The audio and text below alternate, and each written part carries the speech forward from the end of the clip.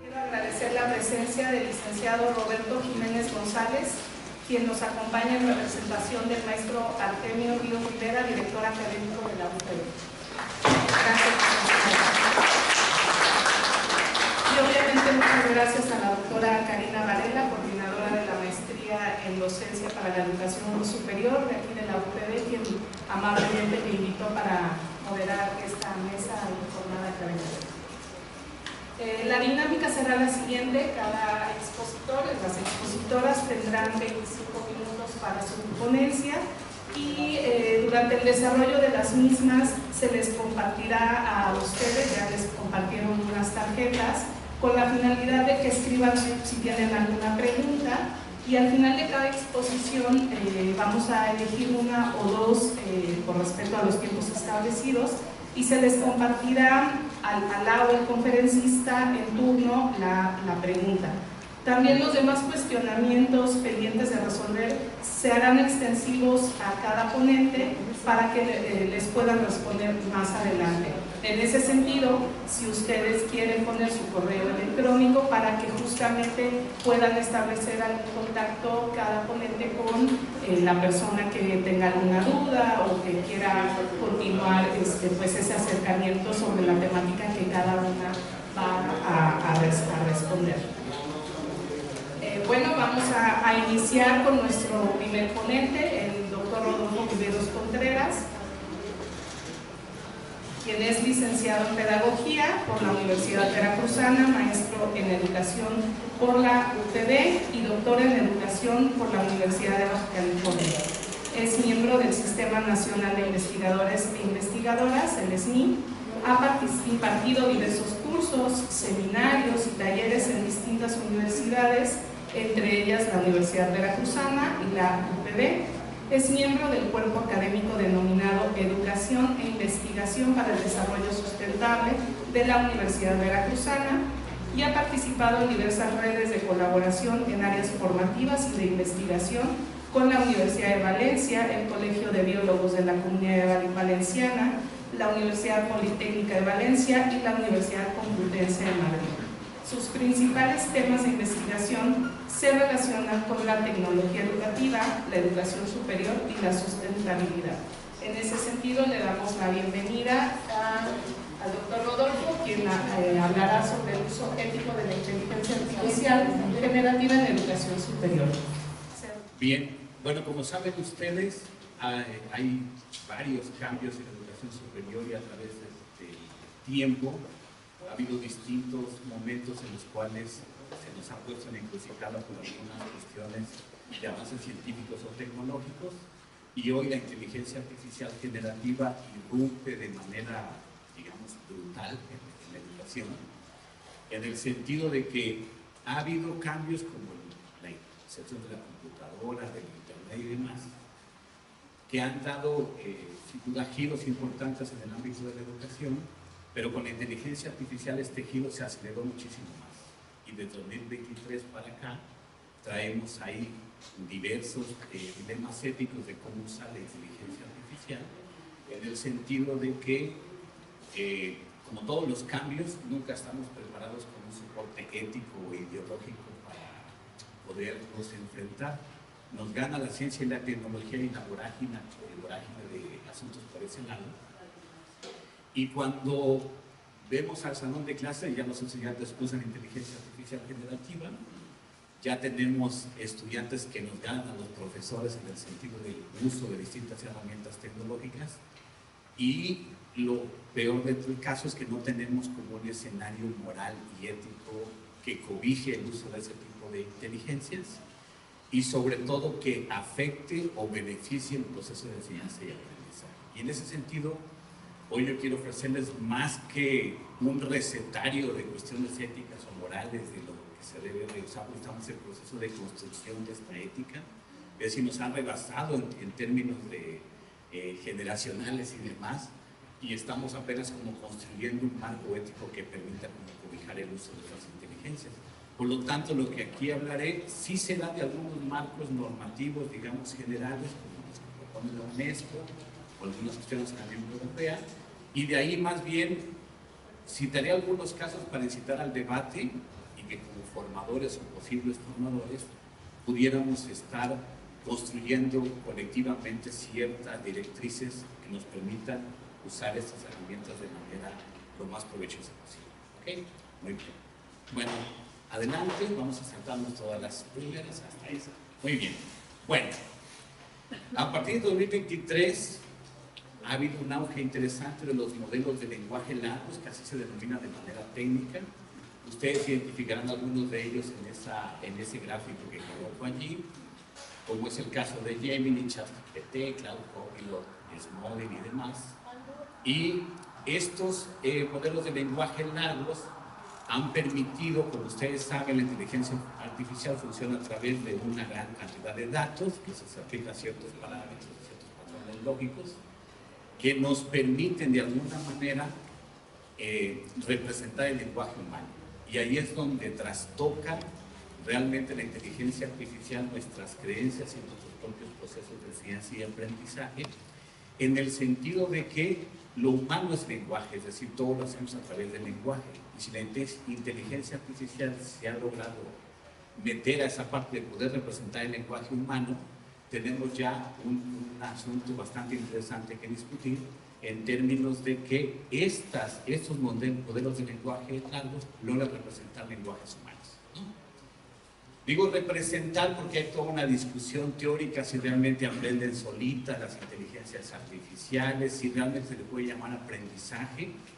Algunos signos de aprendizaje autónomo, de aprendizaje automático, porque la inteligencia artificial es aprendizaje automático, no es autónomo, habría que ver y discutir luego el término de qué tanto la decisión humana y demás es la que decide de alguna manera qué bases de datos se toman y demás, y la inteligencia artificial nos hace una propuesta posible de cierta interpretación sobre los objetivos, ¿no? Entonces, solamente para recapitular, ustedes ven ahí, y los conocen yo creo que ya la gran mayoría, coloqué algunos que son más para cuestiones de investigación, por ejemplo, los que ven ustedes acá, Connected Papers y Cite, son usados más para el área de investigación porque permiten rastrear artículos científicos, hacer paráfrasis de citas y de citas de revistas especializadas, por lo tanto son más para el área de investigación. Y algunos más académicos que han surgido. Como se dan cuenta, de 2023 para acá ha habido, digamos, como una especialización, primero sobre ChatGPT, Gemini, como los grandes inteligencias artificiales para cualquier temática, pero ahora, por ejemplo, está Smodin, está Perplexity, que tienen una intención más académica y que nos puede servir más como a los cuerpos de profesores para poder interactuar con ellos y resolver ciertos aspectos. Está Turnitin también, que es otra inteligencia interesante. Y bueno, antes de pasar a lo siguiente, solo quiero hacer hincapié en que estas herramientas desarrollan, digamos, el veneno y también el antídoto. Nos dan el ofrecimiento de poder crear ciertas soluciones a ciertas problemáticas y también nos dicen cómo no hacer trampa, aparentemente. Es decir, ya casi la gran mayoría han ya creado detectores de IA. Y me refiero a detectores de IA porque decimos ahora, construyo todo a partir de una plataforma tecnológica, hago un ensayo si es posible, pero ya también puedo identificar puedo identificar textos provenientes de ella a partir de algunos como Smodin, por ejemplo, o Copylix también ya tiene ahora una cuestión ahí para identificar textos. Si se fijan, nos estamos desplazando de la importancia que tenía el Copylix en términos de detectar plagio, para identificar qué tanto copiábamos de otras fuentes. Ahora eso ya no es difícil porque yo puedo hacer con las inteligencias artificiales, no copiar directamente a un autor, y entonces el identificador de plagio ya no es como muy usual tenerlo, como muy provechoso, porque finalmente lo que importa ahora es identificar más bien si están usando no inteligencia artificial los estudiantes. Pero luego de caer el antídoto, también las inteligencias artificiales se han quedado los humanizadores de inteligencia artificial. Y ahora estamos en una cadena de acontecimientos en los cuales digo, se crea por IA, tengo un detector de IA y luego lo regreso a que me humanice el texto. Y todo esto lo hacen patrones algorítmicos que buscan dentro de toda la minería de datos y a partir de estas relaciones y demás, logran crear este tipo de lenguajes que me permitan a mí cumplir con ciertas finalidades. Bueno, en ese sentido, preocupados por esto, la siguiente, por favor. Preocupado por esto, la UNESCO en 2021 publica un libro que se llama La ética de la inteligencia artificial, y luego en 2024 otro libro que se llama ¿De qué hablamos cuando hablamos de inteligencia artificial? Y en estos dos intenta proponer ciertos marcos generales de qué cosas impactan socialmente en los sujetos y que pueden afectar o no a la sociedad y a los individuos. Recordemos aquí nada más una definición tecnológica, que eso lo tenía en las primeras diapositivas, pero me la brinqué para profundizar más en lo que creo que deberíamos profundizar. Que normalmente vemos a la tecnología en una postura dicotómica, o es buena o es mala, es provechosa o no es provechosa. Y vemos a la tecnología como un agente externo, como esa exterioridad que viene e irrumpe las relaciones humanas y modifica para bien o para mal las relaciones que establecemos. Pero finalmente la tecnología es una cuestión humana, es decir, la hemos creado nosotros. La tecnología es creada por el ser humano y al mismo tiempo la tecnología vuelve a recrear las relaciones de los seres humanos. Pero es un asunto creado por nosotros mismos. Por lo tanto, cuando hablamos con la tecnología como ese agente externo que viene y rompe, como si los marcianos extraterrestres, que hay proyectos ya conspiranoicas al respecto, que instalaron una cuestión tecnológica fuera del ser humano, realmente es que no. Realmente la inteligencia artificial en este caso, nosotros mismos la hemos creado y nosotros mismos hemos dado o damos esos patrones para que la inteligencia artificial funcione. Muy bien. Bueno, la siguiente, por favor, para no detener mucho en esto. ¿Qué cuestiones hay éticas dentro del uso de inteligencia artificial? Es que uno de los principios es la equidad y la no discriminación. Y eso tiene que ver con los sesgos que se producen al usar inteligencia artificial, porque finalmente la inteligencia artificial se alimenta de todo lo disponible en libros, capítulos de libros, artículos de revistas, blogs y todo lo que se encuentra disponible en lo que se conoce como el corpus, el que echa mano la inteligencia artificial para construir sus versiones explicativas sobre lo que se le está preguntando. Y en ese contexto es que encontramos ciertos sesgos. Por ejemplo, puede ser que busquemos una información relativa a una cuestión social y encontremos sesgos que discriminen a ciertos grupos o no, porque finalmente lo que usa la inteligencia artificial es información de la que está disponible que no escapa a la subjetividad de nosotros que colgamos esa información, ¿no? Por lo tanto, ese es uno de los principios. Otro es la transparencia, y hoy se habla de transparencia política, mucho sobre todo en Europa. La transparencia tiene que ver con que deberíamos de tener claro cómo funcionan los algoritmos, una cosa dificilísima, cómo los algoritmos se conectan para lograr tener ciertos resultados. Es decir, deberíamos de tener mucha claridad sobre cómo una inteligencia artificial llega a un determinado resultado. Y eso lleva a otro principio que se llama la explicabilidad. Y la explicabilidad tiene que ver con qué patrones y qué indicadores usó la inteligencia artificial para dar una determinada respuesta. Por ejemplo, una cuestión básica, un doctor que usa la inteligencia artificial para intentar determinar si alguien tiene alto riesgo de ser diabético. Entonces, la inteligencia artificial calcula peso, edad, índice metabólico y varios patrones.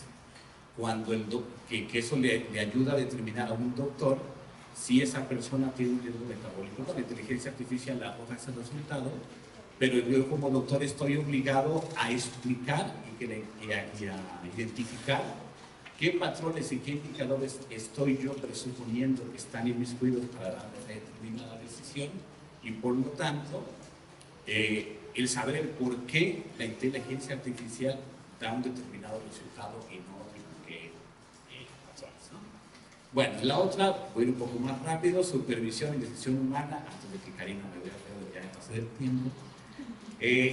Finalmente, cualquier resultado de la inteligencia artificial tendría que estar avalado por la decisión humana, es decir, si ese resultado es o no válido.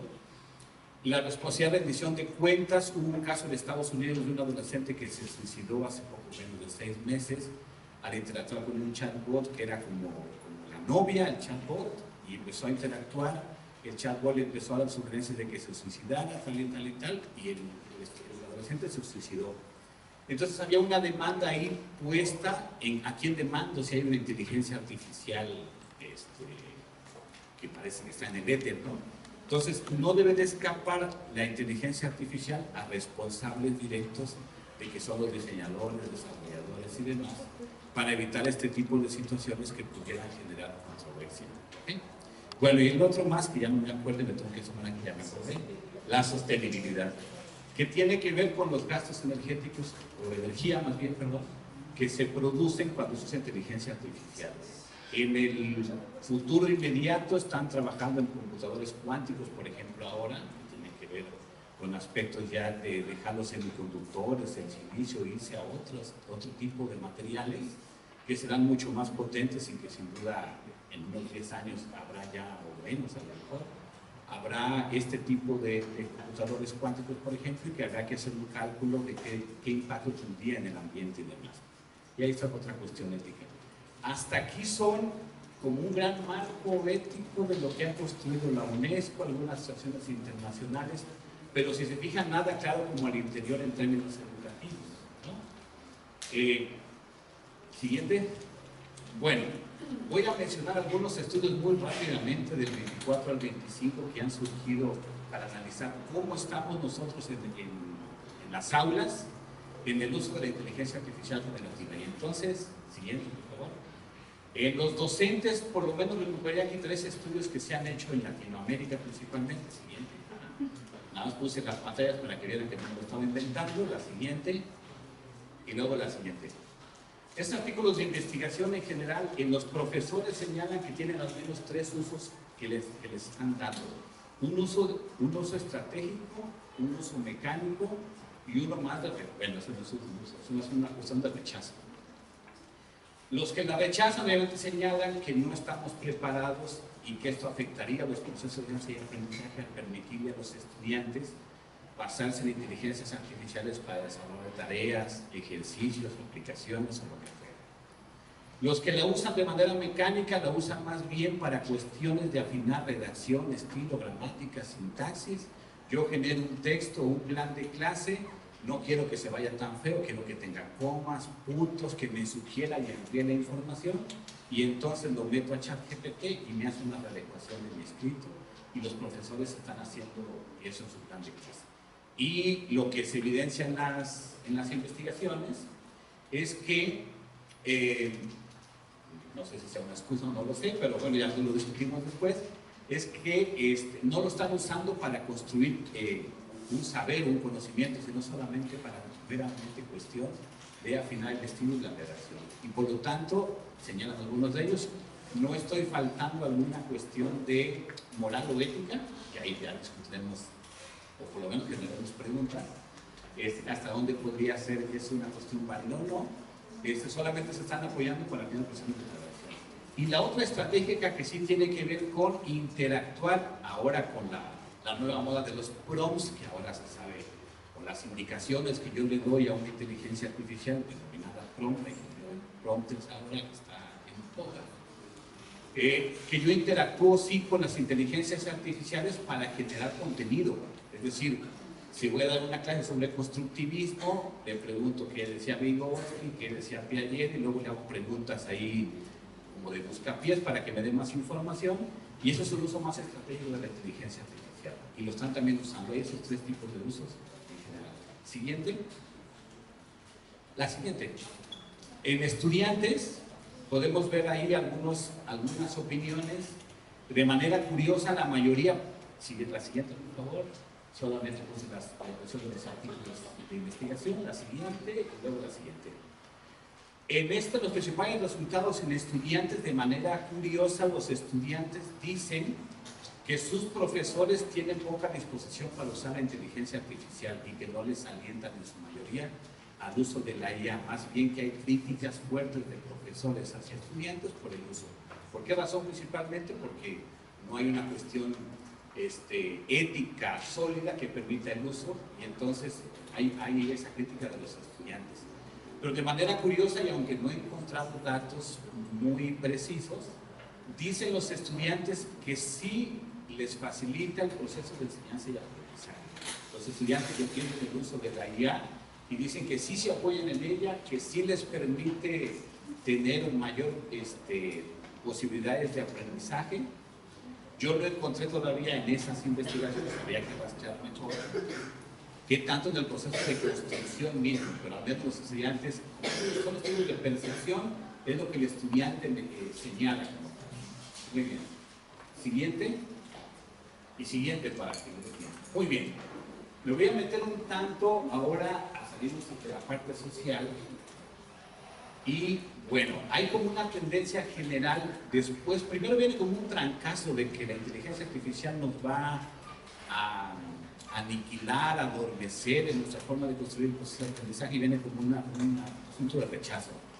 Luego viene como una etapa de resignación, eso es como en los divorcios y demás, viene una etapa luego de resignación, en la que bueno, pues creo que no está tan mal la inteligencia artificial y podríamos usarla. Aventurándonos un poco, creo que estamos como en la etapa en la de que creo que sí podemos usarla y sí podemos tener beneficios de la inteligencia artificial. Si uno hace un estudio de percepción, la mayor parte de profesores dirán, si hay que usarla, pues ciertas cuestiones éticas y morales que corrigen ese uso. Bueno, lo que quiero decirles es, un tanto volviendo a la definición de tecnología, si es buena o mala, o si es provechosa o no provechosa, como esa perspectiva dicotómica, es que Volker Sommer, este autor, que es más del área de la biología, hizo un libro que se llama Elogio de la mentira, engaño y autoengaño en hombres y otros animales. Y él sostiene la tesis que el hombre prácticamente es mentiroso por una perspectiva evolutiva, Es decir, que en la genética y nuestro ADN traemos ciertos aspectos también de mentira. Por lo tanto, si hablamos en ese sentido, la tecnología puede potencializar también esos aspectos perversos humanos, no solamente las partes positivas.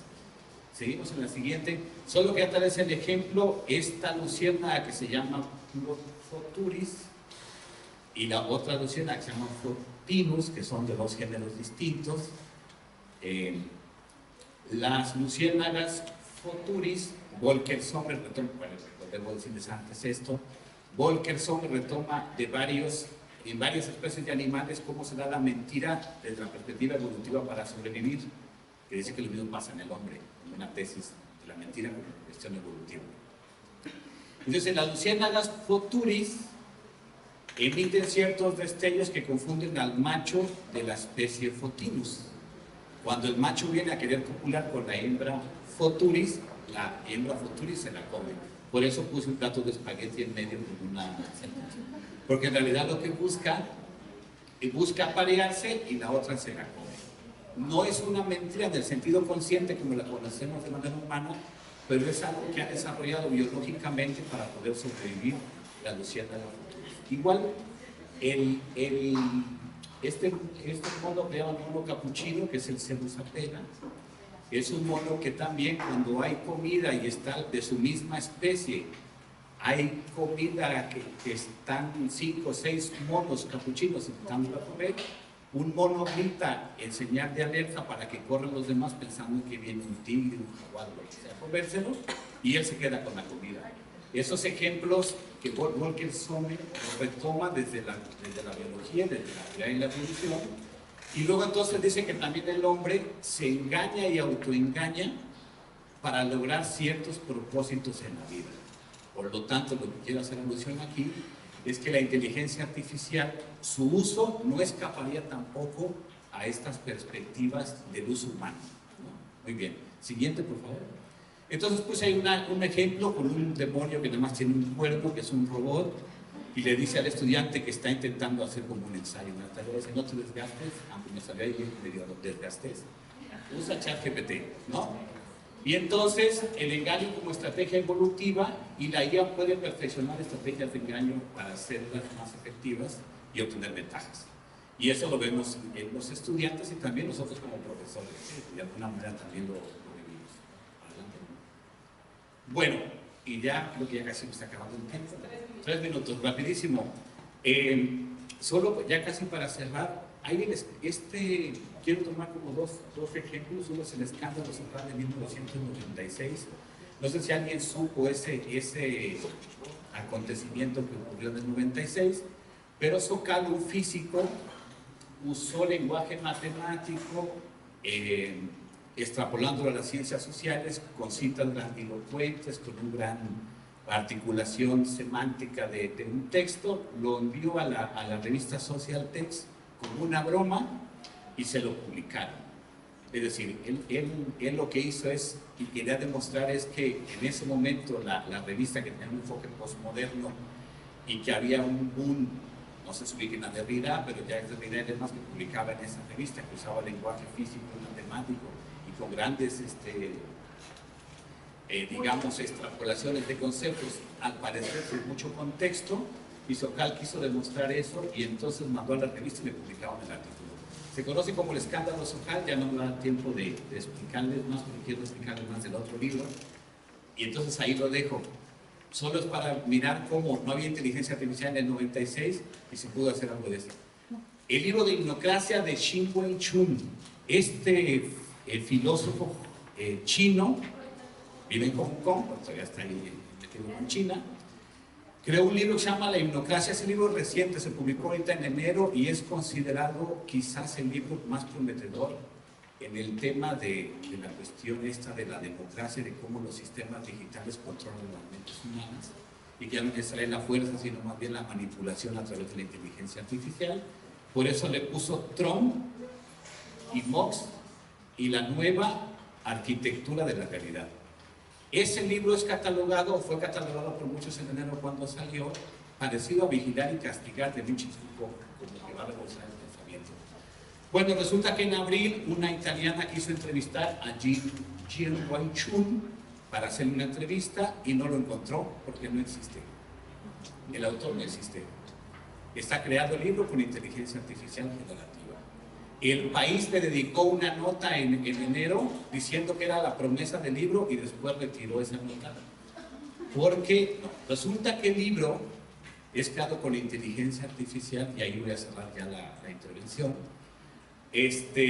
Andrea Colamedici, un filósofo italiano, interactuó con ChatGPT y con Cloud y logró crear el libro con un concepto de hipnocracia que ha revolucionado a varios filósofos y sociólogos contemporáneos. Entonces, cuando intentaron entrevistarlo, dijeron, el autor no existe. El autor es Andrea Colamedici, que interactuó con ChatGPT y Cloud y ha creado este libro. Lo que está en el fondo, y se los dejo para reflexiones, las tesis que sostiene el libro fueron bien acogidas por la comunidad académica y de investigación. Y por lo tanto, el libro tiene un peso interesante e importante en haber creado un concepto, el de hipnocracia, que es la hipnosis con la democracia, y ya es el rollo de cómo nos domina el mundo de la inteligencia artificial y la sociedad digital, pero al mismo tiempo encarna lo que el mismo libro promete. Es decir, cuando le preguntan a Colamedici, ¿por qué no hiciste ese engaño? ¿Por qué haces un libro? Y no lo declaró nunca, él creó hasta el autor. Dijo, porque quería generar eso. Lo mismo que el libro critica de la manipulación, encarna al mismo tiempo esa preocupación de la inteligencia artificial. Y entonces la pregunta en el aire es, como educadores y formadores, es, por provenir de inteligencia artificial, y siendo que las tesis centrales han sido acogidas por la comunidad académica como sostenibles y sustentadas de alguna manera en argumentos teóricos interesantes, deberíamos de descalificarlo o no por provenir de un diálogo con la inteligencia artificial. Y aquí termino porque ya se me termina. Bueno, muchas gracias. Muchísimas gracias, doctor Rodolfo.